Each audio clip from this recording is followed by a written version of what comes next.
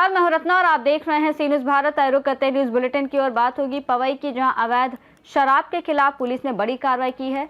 साथ ही बात होगी श्योपुर की, जहां भारतीय किसान संघ ने सहकारी समितियों में खाद की कमी को लेकर प्रशासन को ज्ञापन सौंपा है। ऐसी तमाम खबरों पर विस्तार से चर्चा करेंगे न्यूज बुलेटिन में। बदायूं के डाइट परिसर में केंद्र सरकार के 12 साल पूरे होने के उपलक्ष्य में विकास प्रदर्शनी और प्राकृतिक खेती कार्यशाला का आयोजन किया गया, जिसमें प्रभारी मंत्री डॉक्टर अरुण कुमार सक्सेना ने मुख्य अतिथि के रूप में शिरकत करते हुए सरकार की उपलब्धियों पर प्रकाश डाला। उन्होंने कहा कि पिछले 12 सालों में सुशासन, सेवा और जन कल्याण को प्राथमिकता दी गई है। विभिन्न योजनाओं के माध्यम से गरीब, किसान और आम जनता को लाभ पहुंचाया गया है। कार्यक्रम में लाभार्थियों को आवास की चाबी, लैपटॉप, स्मार्टफोन, सिलाई मशीन और अनुदानित बीज सहित विभिन्न सुविधाएं प्रदान की गईं और नशा मुक्ति की शपथ भी दिलाई गई। जनप्रतिनिधियों ने भी सरकार की योजनाओं और विकास कार्यों को जनता तक सीधे लाभ पहुंचाने वाला बताया और प्राकृतिक खेती को भविष्य के लिए आवश्यक करार दिया। इस अवसर पर सदर विधायक महेश चंद्र गुप्ता, दातागंज विधायक राजीव कुमार सिंह, भाजपा जिला अध्यक्ष राजीव कुमार गुप्ता सहित ब्लॉक प्रमुख, अन्य अधिकारीगण, गणमान्य लोग, किसान और आमजन मौजूद रहे। बदायूं से सी न्यूज संवाददाता आकाश तोमर की रिपोर्ट। अहमदाबाद ग्रामीण पुलिस ने धोलका तहसील के कोट गांव में हुई लूट की वारदात को कुछ ही घंटों में सुलझाते हुए 3 आरोपियों को गिरफ्तार कर लिया है। आरोपियों ने शिकायतकर्ता और एक अन्य व्यक्ति को घायल कर सोने चांदी के गहने, नकदी और मोबाइल फोन समेत 2.10 लाख रुपए से अधिक की लूट की थी। मामले की गंभीरता को देखते हुए ग्रामीण पुलिस, एलसीबी, एसओजी और कोत पुलिस की संयुक्त टीम बनाई गई, जिसने तकनीकी सर्विलांस और खुफिया जानकारी के आधार पर शिहोरीपुरा गांव से जयेंद्र उर्फ जयलो मकवाना, हार्दिक भाई उर्फ मफूजी मकवाना और जगमाल भाई उर्फ गोगो सोलंकी को गिरफ्तार किया। पुलिस ने उनके पास से 68,500 रुपए नगद और 3 मोबाइल फोन बरामद किए हैं, जबकि फरार अन्य आरोपियों की तलाश जारी है। 14 જૂન 2026ના રોજ કોટ પોલીસ સ્ટેશનમાં એક લૂંટનો બનાવ બન્યો હતો। આ જે બનાવ હતો એ કોટ પોલીસ સ્ટેશનના કોટ ગામ પાસે બન્યો હતો। ફરિયાદીનું નામ છે સંજયસિંહ રાઠોડ, અપ્રોક્સિમેટ 40 યર્સના છે અને એ એમની વાઈફ જનકબેન એ ઘરમાં હતા, જ્યારે આશરે રાત્રિના 2 થી 4 વચ્ચે એક અજાણ્યા 7 ઈસમોએ આવીને એમના ઘરેથી છરીના ઘા મારીને લૂંટ કરી હતી। કુલ લૂંટનું મુદ્દામાલ અરાઉન્ડ 2 લાખનું છે અને જેમ પોલીસને જાણ થઈ તો પોલીસે તાત્કાલિક સ્થળ ઉપર પહોંચીને વેરિયસ ટીમ્સની બનાવવામાં આવી હતી પોલીસ દ્વારા, જેમાં ટેકનિકલ અને હ્યુમન સોર્સિસના માધ્યમથી 3 આરોપીઓને પકડવામાં હાલ આવ્યા છે। જે 3 આરોપી છે એ મૂળ સિહોરીપુરા ગામના આસપાસથી પકડવામાં આવ્યા છે। આરોપીનું નામ છે જયેન્દ્રભાઈ મકવાના, હાર્દિકભાઈ મકવાના અને જગમાલભાઈ મકવાના, જેમાં જયેન્દ્રભાઈ મકવાના વિરુદ્ધ અગાઉ ગુના દાખલ કરવામાં આવ્યા છે અને વધુ જે તપાસ છે, જે અનનોન નેમ છે, એના ઉપર તપાસ ચાલુ રાખી છે। આ ત્રણેયમાં મેઇન આરોપી કોણ છે, કઈ રીતે આ લોકોએ પ્લાન બનાવ્યો, રેકી બને કરી હતી કે કેમ, મને ખબર કેવી રીતે પડી કે આ દંપતીને આપણે આ રીતે લૂંટી શકીએ? જે આરોપી છે એમાં જે જયેન્દ્રભાઈ મકવાના છે એ મુખ્ય કાવતરું રચનાર અત્યારે પ્રાઇમા ફેસી જાણવામાં આવે છે અને વધુ તપાસ ઉપર હાથ અત્યારે ધરવામાં આવી છે। આ લોકોએ કઈ રીતે અંજામ આપ્યો, એને ગુનો કર્યા બાદ ક્યાં ક્યાં ફરાર થયા, ક્યાંથી પકડાયા, કેટલો મુદ્દામાં રિકવર થયો? જે આ ગુનો 14 તારીખને બનેલો હતો અને આજે ડિટેક્ટ થયો છે, તો એમાં 3 આરોપીઓ અત્યારે કસ્ટડીમાં છે અને સિહોરીપુરાથી પકડવામાં આવ્યા છે। મુદ્દામાં રિકવર થયું છે, એ તપાસ ઉપર ચાલુ છે।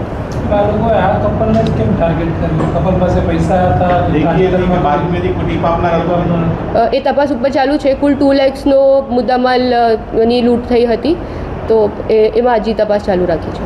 આરોપીઓમાંથી કોના ગુનાહિત ઇતિહાસ છે, કઈ કઈ જગ્યાએ? જે જયેન્દ્રભાઈ મકવાના છે એમના વિરુદ્ધ 3 ગુના અગાઉ નોંધવામાં આવ્યા છે અને જે બીજા 2 આરોપી પકડાયેલ છે એના ઉપર તપાસ અત્યારે ચાલુ છે। આ ગેંગમાં અન્ય કોઈ ફરાર ખરા?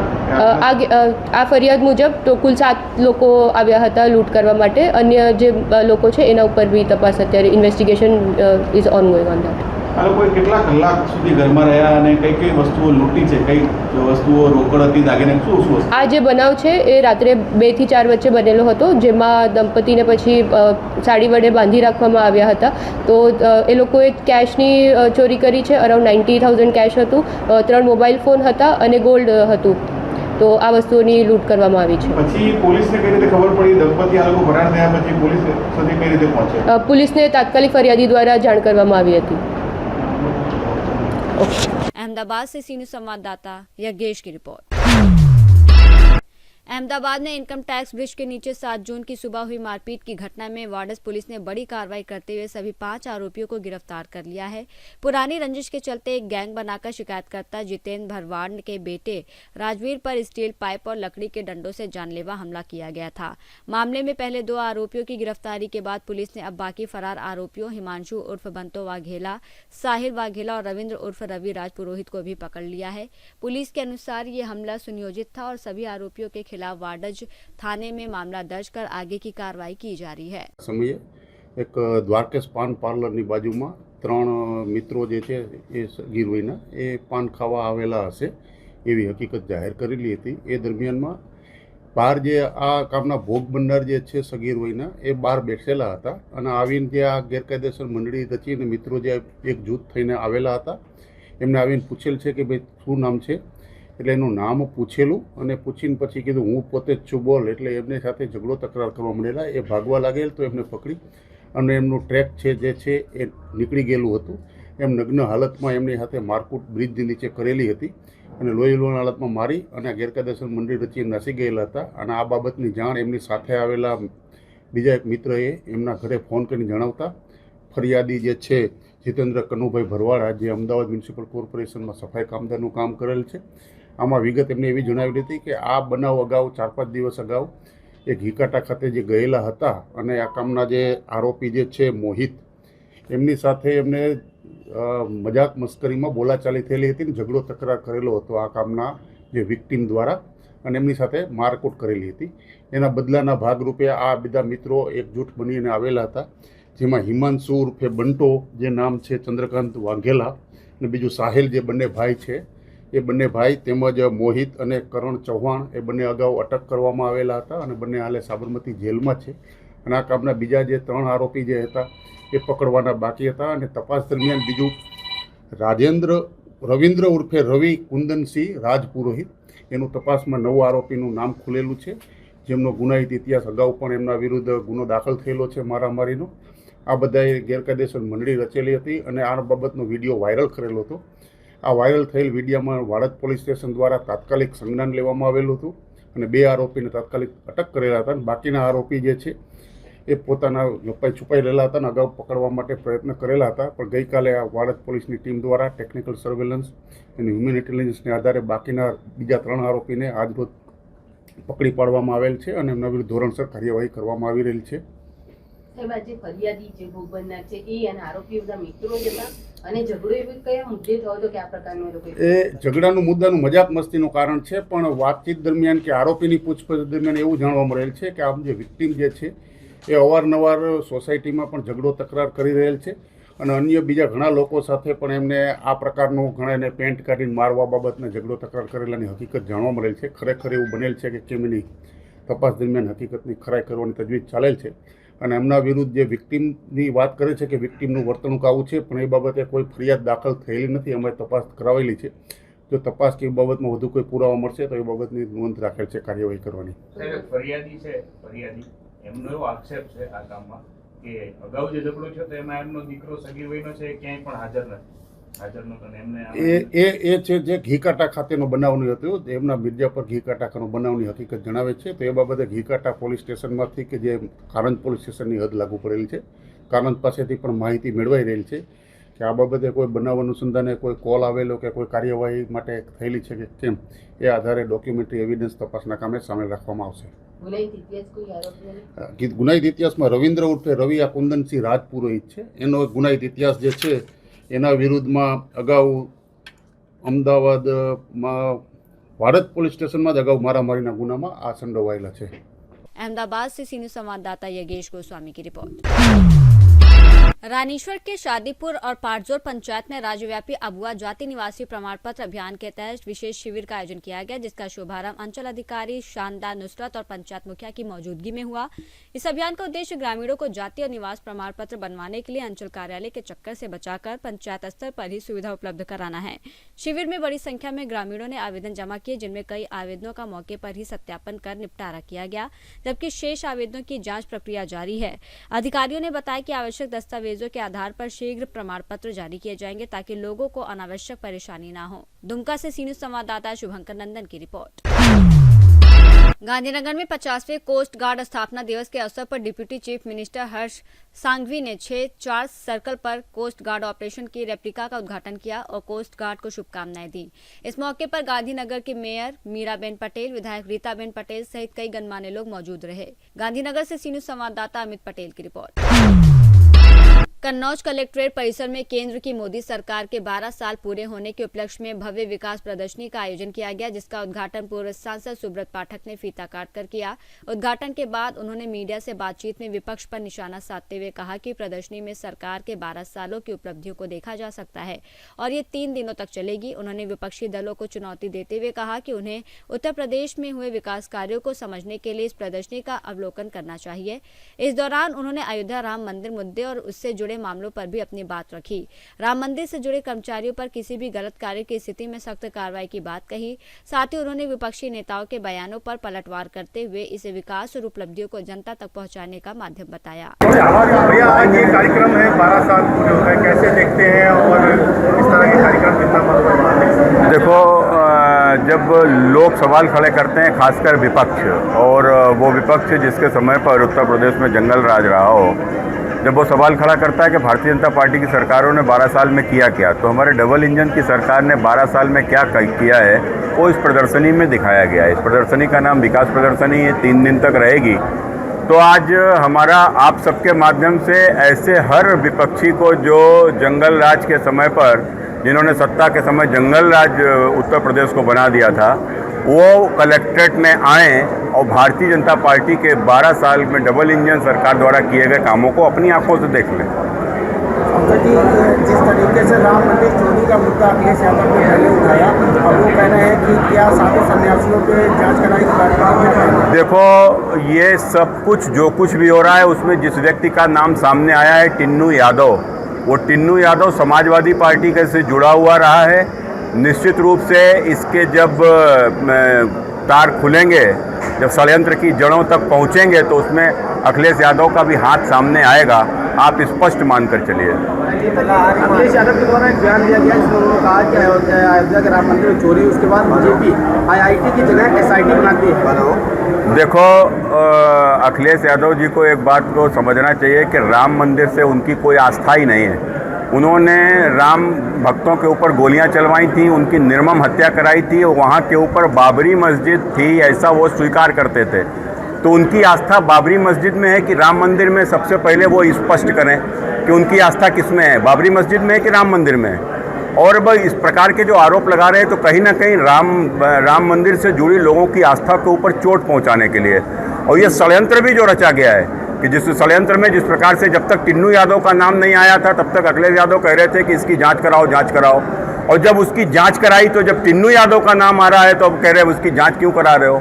क्या साधु संतों की जांच कराना चाहिए? तो ये साधु संतों का जांच का विषय नहीं है। मंदिर में जुड़े कर्मियों के द्वारा जो अगर वहाँ के ऊपर चोरी हुई भी है, तो उनके साथ में ऐसा कठोरतम कार्रवाई होना चाहिए कि कभी दूसरे को समझ में आए कि इसके लिए हो क्या सकता है। अखिलेश यादव का एक और बयान आया है, उन्होंने कहा कि जो जांच चल रही है SIT की जांच कौन कराएगा? देखो, जो उसकी जांच कौन कराएगा, तो अखिलेश यादव जी को ये बात बोलने का अधिकार नहीं है, क्योंकि अखिलेश यादव जी के ऊपर अभी खुद ही तमाम सारी जांचें चल रही हैं।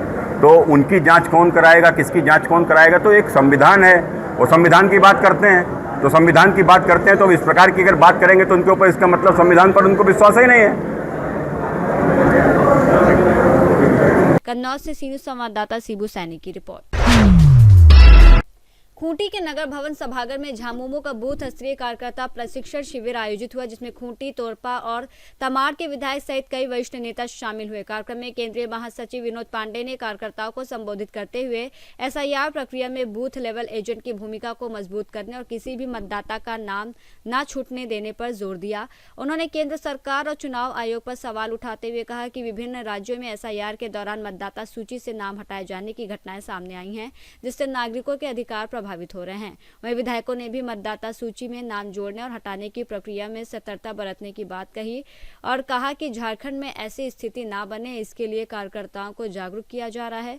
प्रशिक्षण शिविर में बतौर मुख्य अतिथि झामुमो के केंद्रीय महासचिव विनोद कुमार पांडे शामिल हुए। इसके अलावा जिला अध्यक्ष जुबेर अहमद, खूंटी विधायक राम सूर्य मुंडा, तोरपा विधायक सुदीप गुड़िया सहित बड़ी संख्या में पार्टी पदाधिकारी और कार्यकर्ता मौजूद रहे। समय आया हुआ है, इसमें हमारे लोगों का वोट काटा जाता है, तो उससे हम लोग जैसे अभी तुरंत हमारे भाई ने बताए कि फॉर्म 6 भरना है, फॉर्म 7 भरना है, 8 भरना है, उससे पहले क्या फॉर्म भरना है, इस सब में भी हम लोग को ध्यान देना है। असम हम लोग गए थे चुनाव में, उसमें भी हम लोगों ने देखा कुछ हमारे लोगों का वोट काटा गया था, फिर भी हम लोग का रिजल्ट बढ़िया हुआ।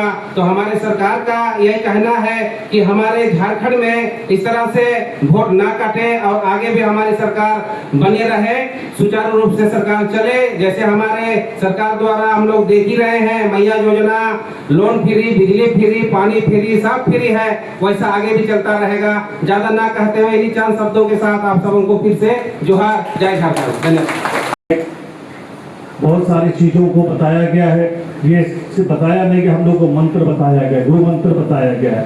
तो आज हम लोग किस तरह से SIR जो हमारे लोगों को नाम को हटाया जा रहा है, इस चीज़ को रोकना है, क्योंकि हमारा दायित्व बनता है।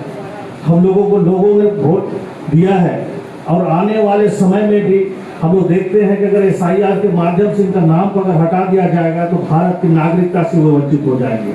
और हम लोगों को बताया गया कि अगर नाम नहीं रहेगा तो किस तरह से सरकारी लाभ योजनाओं से वंचित रहेंगे। इसलिए हम लोग का दायित्व बनता है, एक एक जन का, चाहे कोई विधायक हो, चाहे प्रखंड का, जिला का हो, हम लोग का दायित्व रहता है कि किसी भी हाल में किसी का नाम नहीं हटना चाहिए। हम लोग लग जाएं और तोरपा विधानसभा क्षेत्र में तो सभी बूथ में बांट दिया गया है और परसों हम बैठक भी बुलाए थे, वहाँ पर कार्य शुरू भी हो गया है। तो मैं चाहूँगा पूरे जिला में इसी तरह एक समन्वय बना करके हम लोग काम करें और हम लोग का दायित्व है कि किसी भी हाल में जो हमें जो दिया गया है हमारे केंद्रीय अध्यक्ष माननीय लोकप्रिय हेमंत सोरेन जी के द्वारा उसको हमको निर्वाह करना है।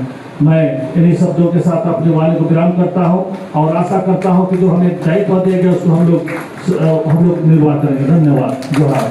तो निश्चित रहिए कि नाम काटने बहुत आसान हो जाएगा और वो जो पूरे देश में जो प्रक्रिया को जो चलाया जा रहा है, उदाहरण बिहार और बंगाल हमारे सामने है, तो अगर अपने सामने जो चीज़ें घटी हैं उसको देख करके भी अगर हम लोग नहीं समझेंगे, सीखेंगे, तो फिर आपका मदद करने के लिए कोई दूसरा कोई बाहर से आने वाला नहीं है। आपको स्वयं अपने लिए और अपने लोगों के लिए खड़ा रहना पड़ेगा, तभी इस SIR की प्रक्रिया में हम लोग अपने लोगों का नाम को बचा पाएंगे।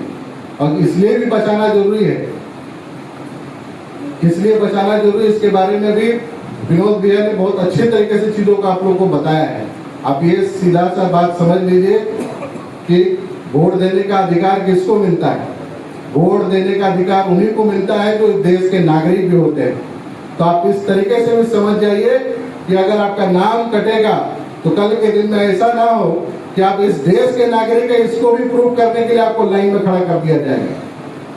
इसलिए ये समय बहुत महत्वपूर्ण है। ये जो आने वाला 45-50 दिन जो हमारे हैं, इसको महत्ता को समझिए, इस महत्वपूर्ण समय को समझिए, तब जाकर के, नहीं तो हमारे वैसे तो देखिए खूंटी जिला में 73% से ज़्यादा हमारे आदिवासियों की जनसंख्या है।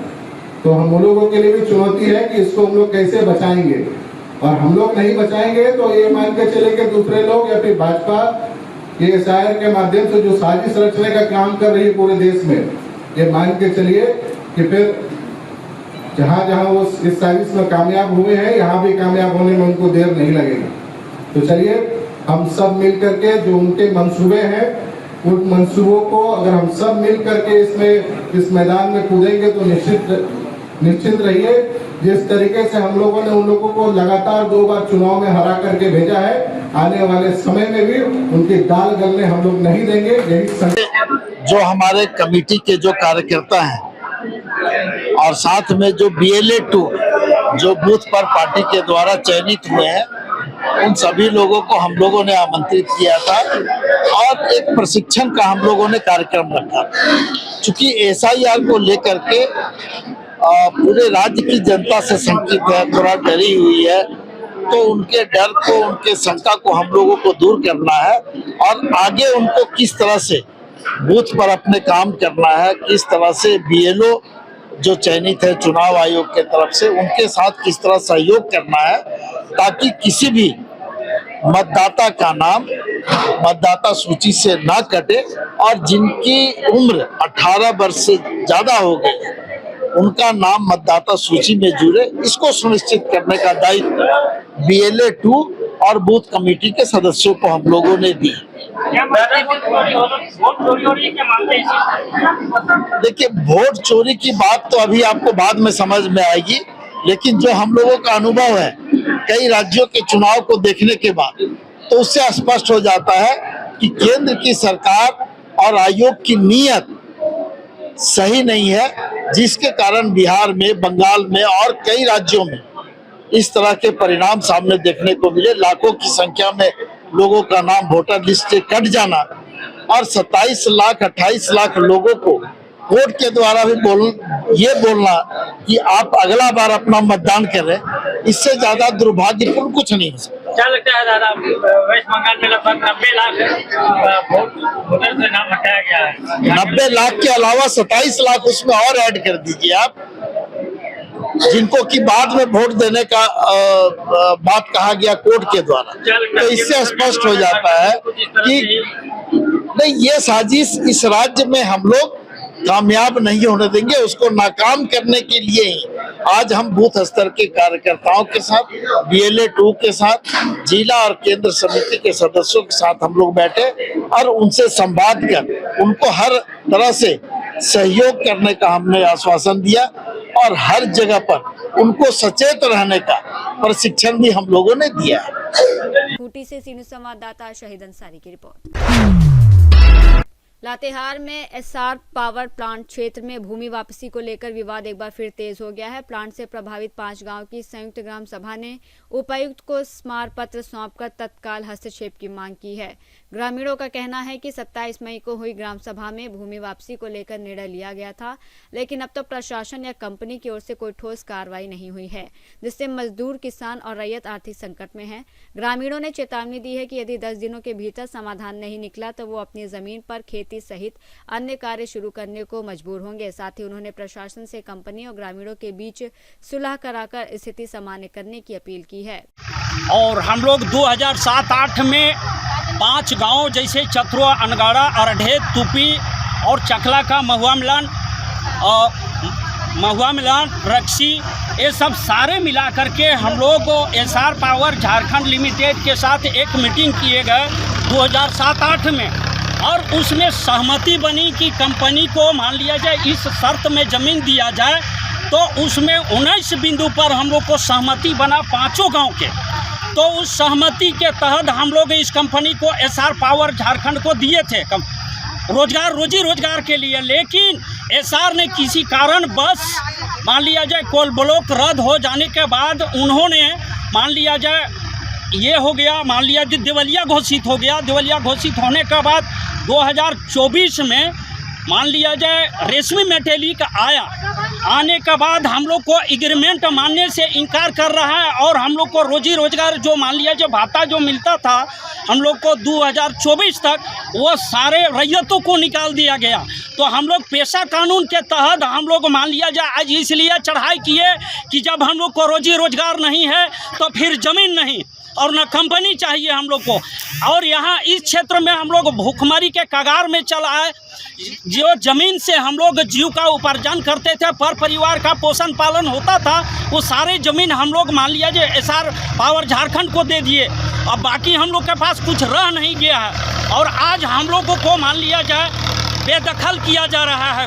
जिला में हम लोग कितना बार 29 बिंदु 22 बिंदु पर मान लिया जाए एग्रीमेंट जो दिखाए गए, लिखित भी दिए कि हम लोग को कानून के हिसाब से सुनवाई किया जाए, लेकिन जिला पदाधिकारी भी मान लिया जाए मिली भगत से आज तक हम लोग को कोई सुनवाई नहीं किया गया, ना हम लोग को सुनी गई। धन्यवाद। आगे क्या मांग आप लोग का, क्या कार्रवाई रहेगी? हम लोग को मांग यही है कि जमीन वापस चाहिए हम लोग को रैयतों के।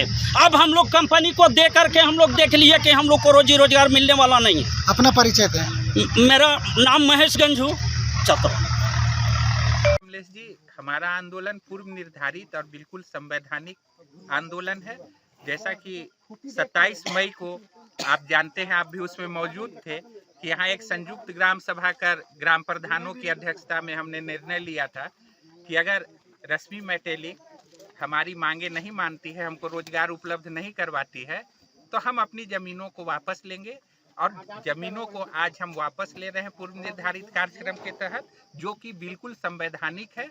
आप जानते हैं कि सुप्रीम कोर्ट का कानून भी है कि अगर प्लांट नहीं लगा पाई कंपनी 5 वर्ष तो ज़मीन उसकी होगी।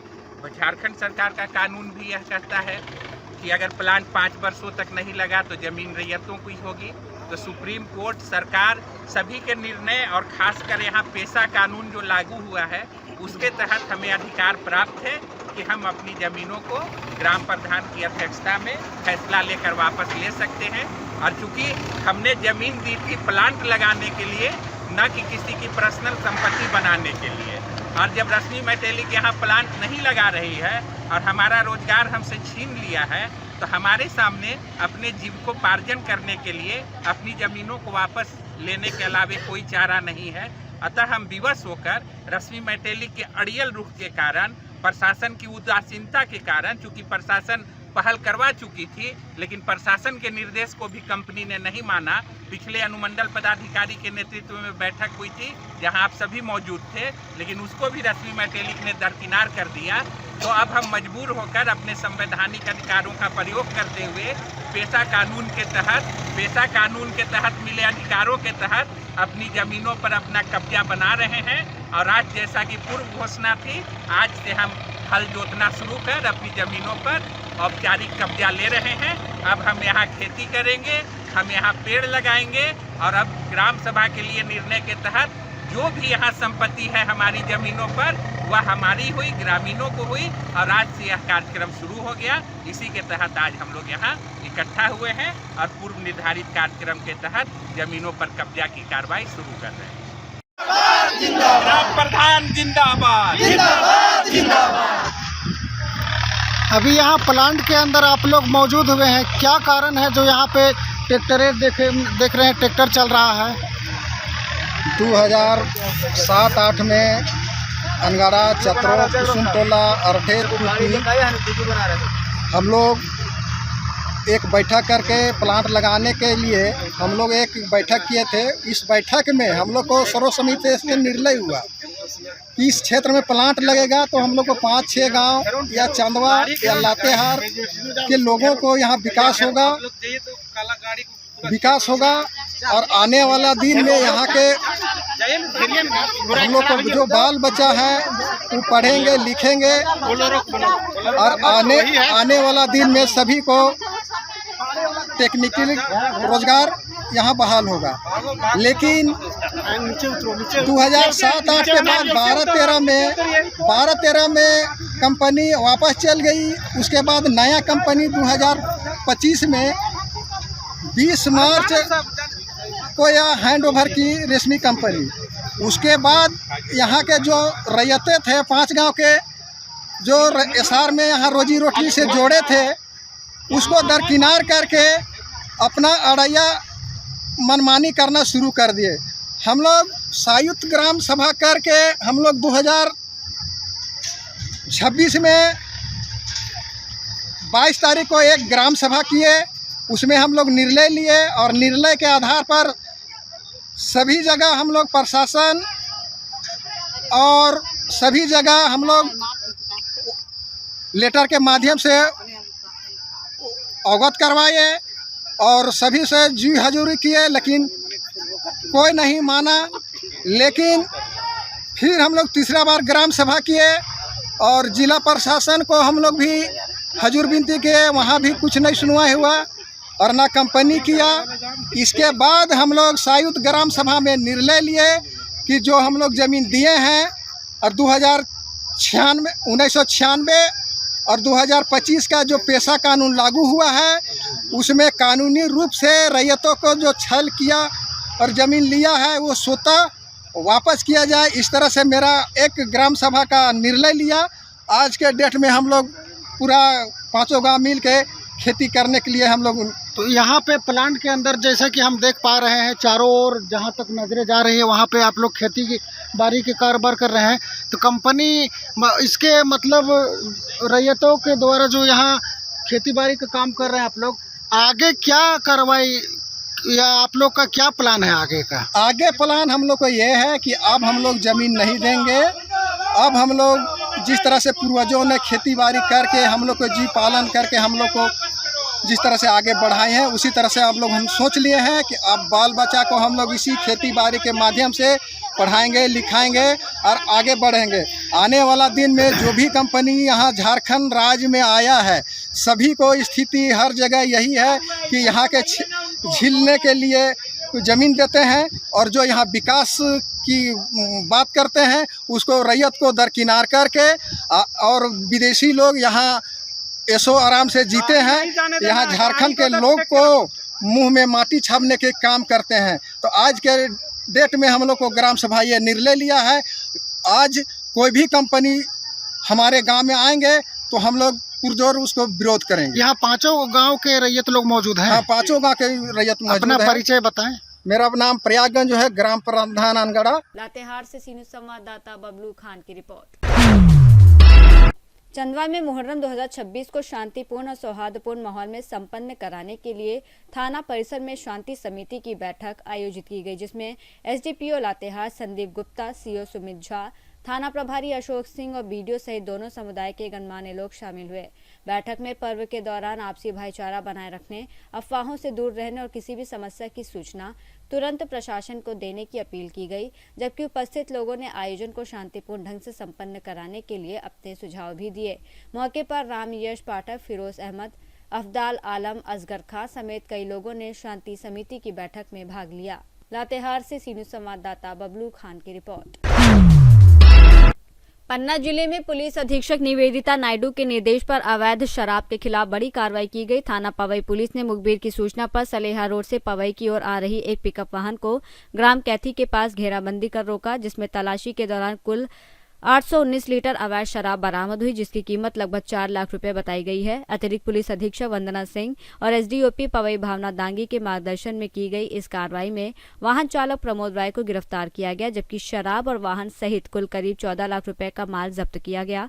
आरोपी के खिलाफ आबकारी एक्ट के तहत मामला दर्ज कर आगे की जाँच शुरू कर दी गई है। इस कार्रवाई में निरीक्षक सुशील कुमार अहिरवार के नेतृत्व में प्रधान आरक्षक नीरज रायकवार, प्रधान आरक्षक कमलेश शर्मा, प्रधान आरक्षक विनोद कुमार आदि की अहम भूमिका रही। कल हमें मुखबिर सूचना प्राप्त हुई थी कि सलिया तरफ से शराब आ रही है, तो हमने रात्रि में शराब पकड़ी है। इसमें लगभग 91 पेटी शराब है और एक पिकअप वाहन है। दोनों की कुल कीमत करीबन 14 लाख रुपए है। शराब कीमत 4 लाख रुपए है। इसमें एक आरोपी गिरफ्तार हुआ है, जिसको अपन न्यायालय के आदेश से इसको जेल भेजने की कार्रवाई इसमें भी हो रही है। और ये पवई पुलिस की लगातार चौथी कार्रवाई है। अभी इससे पहले हमने 185 पेटी जब्त की थी शराब की, 6 पेटी शराब और एक इंडिया कार्ड जब्त की थी। एक बार अभी 42 पेटी शराब जब्त करी थी। तो ये चौथी कार्रवाई है थाना पवई पुलिस की और लगातार ऐसी कार्रवाई जारी रहेगी। कुल कितनी की सामग्री जब्त की गई?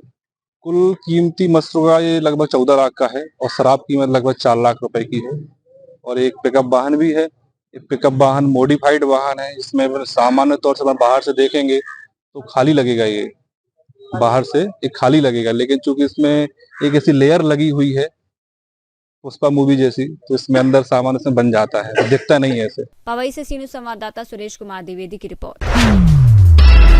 प्रयागराज के मेजा क्षेत्र के कुकुर कटवा गांव में ट्रिपल मर्डर की घटना के बाद गांव में तनाव और सनसनी का माहौल है। पोस्टमार्टम के बाद शव घर पहुंचे, लेकिन परिजनों ने अंतिम संस्कार करने से इनकार कर दिया है। उनका आरोप है कि आरोपियों का केवल हाफ एनकाउंटर हुआ है और उन्होंने फुल एनकाउंटर और आरोपियों के घर पर बुलडोजर कार्रवाई की मांग की है।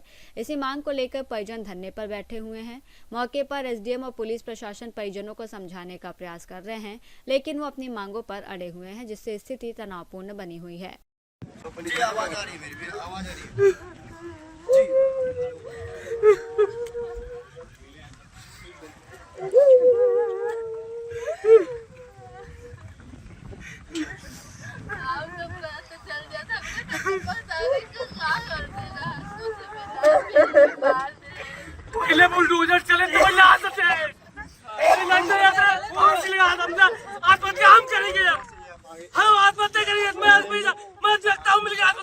कहीं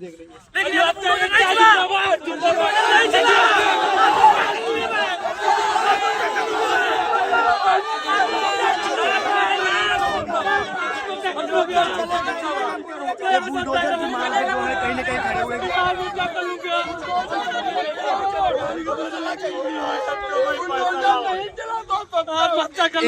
इनसे इनकी सभी लोगों से बता रहा हूँ मैं बच्चा कर लूंगा। हाथ तभी उठेगा जब तक उठे नहीं चलेगा।